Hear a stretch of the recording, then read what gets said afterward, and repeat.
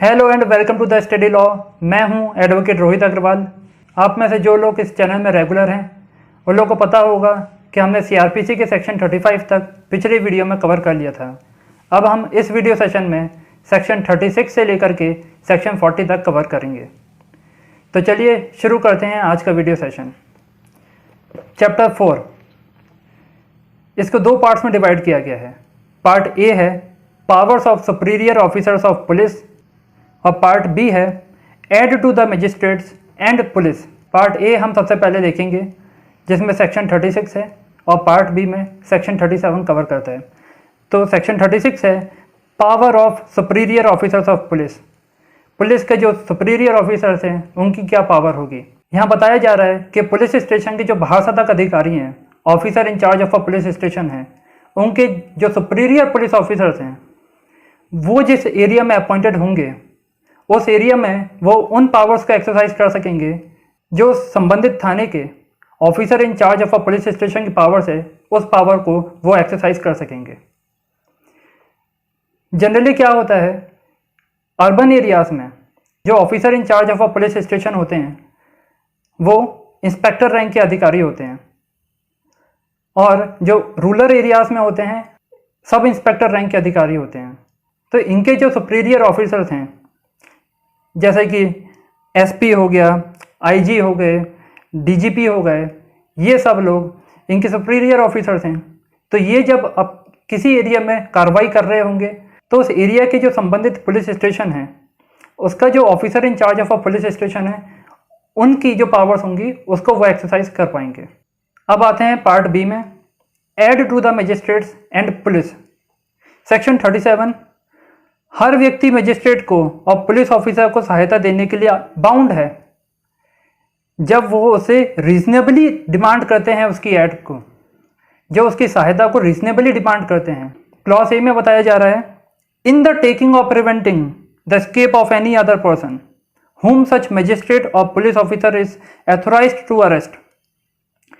किसी भी मुजरिम को पकड़ने के लिए या निकल भागने से रोकने के लिए जिसको वो magistrate or police officer authorised हैं पकड़ने के लिए, अरेस्ट करने के लिए, तो वो किसी व्यक्ति को कह सकते हैं कि आप हमारी इनको पकड़ने में सहायता कीजिए। क्लॉज बी में बताया जा रहा है इन द प्रिवेंशन और suppression of a breach of the piece.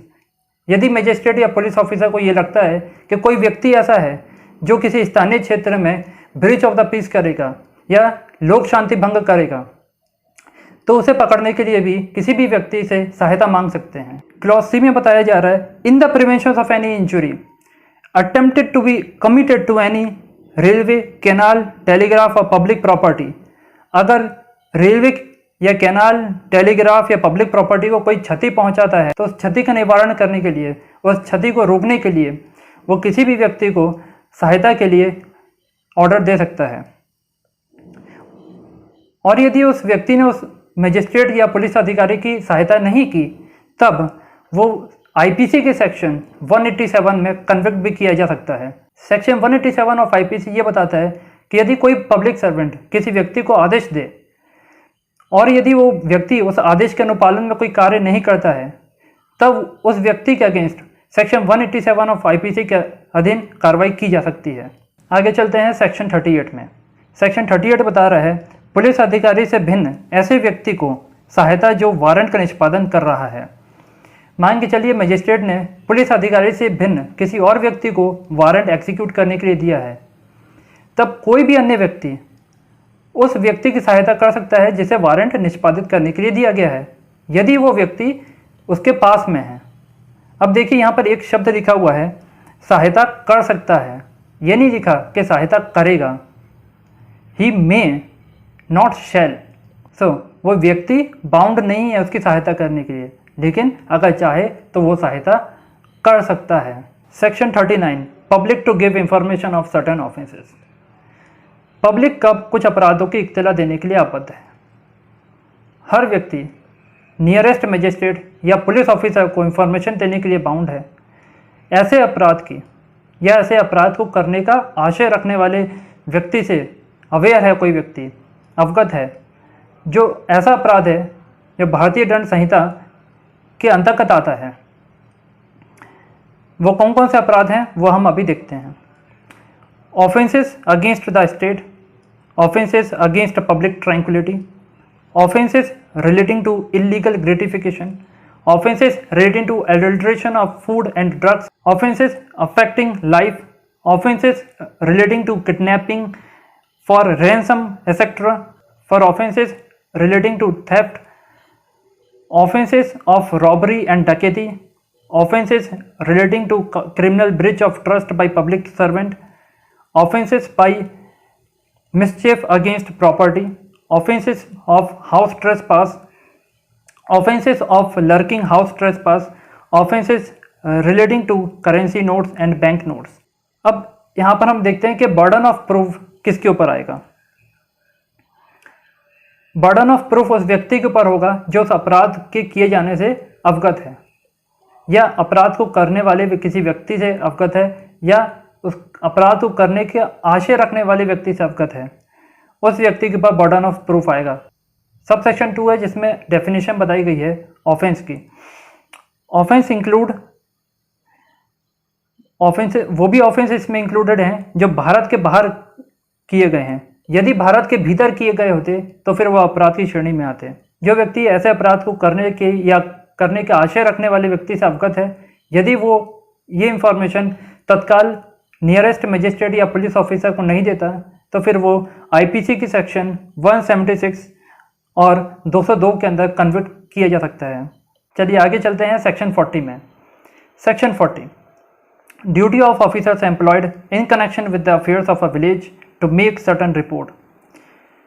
Sub section 1 है, every officer employed in connection with the affairs of a village, हर व्यक्ति जो एम्प्लॉयड है विलेज में कार्य करने के लिए, और every person residing in a village, और हर व्यक्ति जो गांव में रहता है वहाँ का रेसिडेंट है, shall forthwith communicate to the nearest magistrate or to the officer in charge of a police station whichever is nearer. जो भी, या तो मजिस्ट्रेट यदि पास में हो तो मजिस्ट्रेट को इत्तला देगा, और यदि officer in charge of a police station तो फिर उसे वो इत्तला देगा। ये कौन कौन से अपराध हैं वो हम अभी देखते हैं। वो हैं नोटोरियस रिसीवर और vendor of stolen property in और नियर विलेज, जो भी चुराई हुई संपत्ति को अपने पास रखता है या उसे बेचता है, वो उस गांव में स्थायी तौर पे या अस्थायी तौर पे निवास करता है, परमानेंटली या टेम्पररी वहाँ पर उस विलेज में रहता है।